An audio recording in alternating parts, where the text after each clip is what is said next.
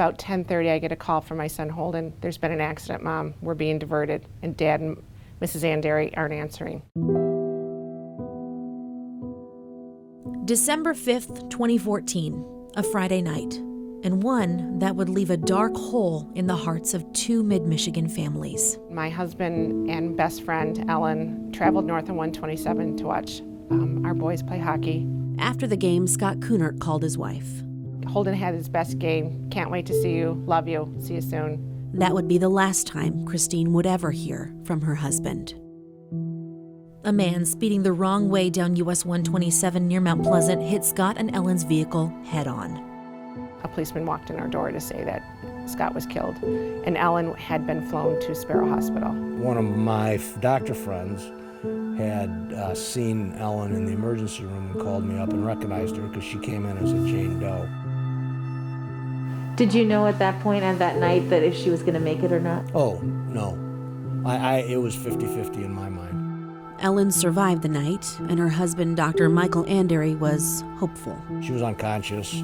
She had a lot of fractures. She wasn't really responding. I mean, I've seen tons of patients like this, so when people are unconscious, you know it's a brain injury. But it would take months before they knew the extent of the damage. What both families knew right away, though, was where to go for help. Probably a week and a half after the accident, Mike walking me out from Sparrow, and we stopped at the elevator, and he said, you know, Christine, I trained my whole life this day for this patient, for Ellen. And you've talked about Ellie's Place since I've known you, since you've been in our community. We know what we need to do. You see, Mike Andary is a doctor and a professor at Michigan State University and specializes in traumatic brain injuries and rehab. He says he knew Ellen was in the best hands at Origami Brain Injury Rehabilitation Center in Mason. Sustained clonus. Let go. Who in the world can handle this better than me? I guess was something I had to ask myself. And if I can't handle it, who can't? So this is the middle school room.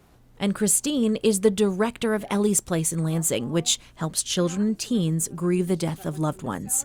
Scott and Christine have 3 boys, and she knew they needed a place like this to work through their emotions after losing their dad. Where else are they going to get the support that they need? We've seen if you keep grief bottled up, at some point it's going to implode. You have kids who perhaps will turn, as we talked about, drugs, alcohol, suicide ideations. It's absolutely imperative to deal with grief. And for the past 30 years, that's what Ellie's Place has done for more than 30,000 children. And when they call Ellie's Place, they don't have to worry about how they're going to pay for it. It's life-changing. I love you. I miss you. I want you. Aww. It's not okay. Please stop telling me it will be. Christine's boys, Holden, Max, and Quinn, spent a year at Ellie's Place. It was probably the best thing that my mom's ever done for me in my whole life. I was very angry, and so it was able to help me understand and accept the situation and try to actually do the best that I can. You grieve for the whole life, obviously, but at the same time, it did give me some answers and helped me at least to understand how to deal with it. And carry on without their dad, an avid reader, their big supporter, who was always in their corner. A gentle giant, very steadfast, 100% committed to his family and his profession. My husband was a physician, and he dedicated his life to taking care of others. And his boys are continuing that legacy.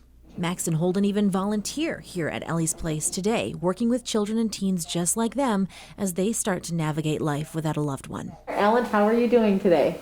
I'm fine, thank you. How are you today? I'm good, thank you. And Ellen is surrounded by love. Her husband, 5 children, and others by her side, caring for her now, like she cared for them and others in her community for so many years. Good. Left? Ellen struggles with mobility, her memory, and needs help with everything she does, and yet... I'm sitting here and happy, and look at how happy she is. I mean, this is a good outcome for a terrible problem, and I don't know that we could have done that. Without Origami, what would I do? They showed us how to take care of our mom so that she didn't have to go to a place. We didn't have to have strangers in the house. They came up with all sorts of ideas and modifications to overcome the many struggles that we had. What do you think of your husband, Ellen?